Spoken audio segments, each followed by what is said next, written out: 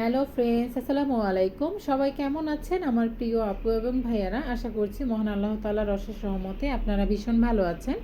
আলহামদুলিল্লাহ, আপনাদের দোয়া আমিও ভালো আছি। আজকের পর্বে আপনাদের তৈরি করে দেখাচ্ছি খুবই সহজভাবে চকলেট ব্রাউনি রেসিপি। এই চকলেট ব্রাউনিটা বানিয়ে নেওয়াটা খুবই সহজ, আর বাচ্চারা কিন্তু এটা ভীষণ পছন্দ করে।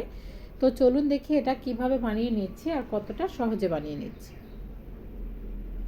সর্বপ্রথমে এখানে নিয়ে নিয়েছি একটি কেকের মোল্ড। এই মোল্ডে আমি আজকে চকলেট ব্রাউনিটা তৈরি করব। আগে কিছুটা ঘি ব্রাশ করে নিচ্ছি, তারপর এখানে কিছুটা আমি এখানে যেই লেখার যে কাগজগুলো থাকে না, সেই সাদা কাগজটা নিয়ে এখানে ঘি ব্রাশ করে নিয়েছি।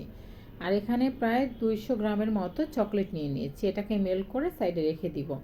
এ পর্যায়ে একটি মিক্সিং বোল নিয়ে নিচ্ছি আর 2টা ডিম নিয়ে নিচ্ছি। ডিম 2টা আগে থেকে ফ্রিজ থেকে বের করে রাখবেন। ডিম 2টা নিয়ে নিচ্ছি। এখানে দিয়ে দিচ্ছি প্রায় 1.5 কাপের মতো চিনি। 1 কাপের থেকে একটু কম হবে চিনি, দেখে হয়তো বুঝতে পারছেন। এখন এই চিনিটা আর ডিমটাকে আমি ততক্ষণ পর্যন্ত বিট করে নিব, চিনিটা যতক্ষণ না পর্যন্ত গলে যাচ্ছে। আপনারা চাইলে ইলেকট্রিক বিটার দিয়েও এটা বিট করতে পারেন। তো সকলের বাসায় তো ইলেকট্রিক বিটার থাকে না, এর জন্য আমি হ্যান্ড উইক্স দিয়ে করে দেখাচ্ছি। তো বেশ কিছু সময় পর এটা যখন বিট করা হয়ে গেছে, তখন আমি এখানে শুকনো উপকরণগুলো চেলে নিচ্ছি। 2 টেবিল চামচ কোকো পাউডার নিয়ে এটাকে চেলে নিচ্ছি। এটার ভিতরে কিন্তু খুব দানা দানা থাকে, এটা অবশ্যই চেলে নিতে হবে। হাফ চা চামচের মতো দিয়ে দিচ্ছি বেকিং পাউডার, সেটাকেও চেলে নিতে হবে। হাফ কাপ ময়দা আমি আগে থেকেই চেলে নিয়েছি, সেটা দিয়ে দিচ্ছি। দিয়ে ভালোভাবে মিক্স করে নিচ্ছি। এখানে আমি কোনো প্রকারে তেল ব্যবহার করব না বা লিকুইড দুধও ব্যবহার করব না। খুবই সহজে এই ঘরোয়া উপকরণ দিয়ে আমি চকলেট ব্রাউনিটা তৈরি করে দেখাচ্ছি। বেশ কিছু সময় এটা মিক্স করার পরে এখানে দিয়ে দিতে হবে, দেখতে পাচ্ছেন এখানে 1.5 কাপের মতো রয়েছে যে চকলেটগুলো গলিয়ে রেখেছিলাম, সেটা সিরাপ করে রেখেছিলাম আর কি, সেটা দিয়ে মিক্স করে নিচ্ছি। মিক্স করা হয়ে গেলে ঘনত্বটা আপনারা দেখে হয়তো বুঝতে পারছেন যে এটা কীরকম হয়েছে। পারফেক্টলি একটা কেকের ব্যাটার তৈরি হয়েছে। এখন আমি সেই কেকের মোল্ডে এটাকে ঢেলে নিচ্ছি। আজকের চকলেট ব্রাউনিটা কিন্তু আমি চুলায় তৈরি করে দেখাবো, ঠিক আছে? আপনারা চাইলে ওভেনে 180 ডিগ্রিতে এটা তৈরি করতে পারেন। তো আগে থেকেই কিন্তু ওভেনটাকে প্রিহিট করে নিতে হবে। তো আমি আগে থেকে চুলায় একটি প্যান বসিয়ে দিয়ে এটাকে গরম করে নিয়েছি। এখন একটি স্টেইনার বসিয়ে দিচ্ছি।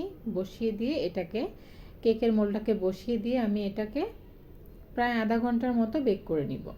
তাহলে কিন্তু আমাদের চকলেট ব্রাউনিটা পারফেক্টলি হয়ে যাবে।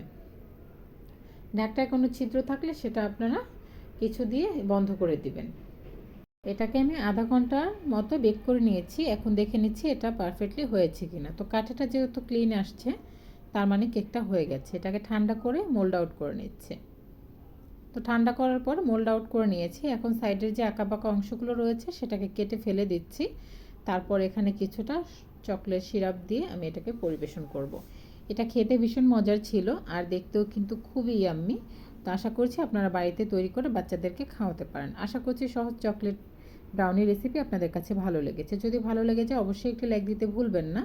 আর আমার পাশে থাকতে আমাকে সাপোর্ট করতে আমার চ্যানেলটিকে সাবস্ক্রাইব করবেন, নিয়মিত আমার ভিডিওগুলো দেখবেন আর বেশি বেশি করে ফ্রেন্ডস অ্যান্ড ফ্যামিলির সাথে শেয়ার করতে ভুলবেন না। আর আপনারা নতুন কোনো রেসিপি দেখতে চাইলে সেটা আমাকে কমেন্টে লিখে জানাতে পারেন, আমি তৈরি করে দেখানোর চেষ্টা করব। এটাকে এখন কেটে পরিবেশন করে আপনাদেরকে দেখাচ্ছি যে কতটা সুন্দর হয়েছে, ভিতর থেকে নরম সফট তুলতুলে হয়েছে। আমি যে প্রসেসে রান্না করেছি বা বানিয়ে নিয়েছি সেটা আপনারা ফলো করে এভাবে বানালে এত সুন্দর চকলেট ব্রাউনিটা তৈরি হয়ে যাবে। দেখে হয়তো বুঝতে পারছেন কতটা লোভনীয় হয়েছে। তো আজকে এ পর্যায়ে এখানেই বিদায় নিব। পরবর্তী ভিডিও নিয়ে হাজির হয়ে যাওয়া অবধি আপনারা সবাই ভালো থাকবেন, সুস্থ থাকবেন। আপনাদের সকলের সুস্বাস্থ্য কামনা করে আজকে এ পর্যায়ে এখানেই বিদায় নিব। আসসালামু আলাইকুম। ভালো থাকবেন সবাই। আল্লাহ হাফেজ।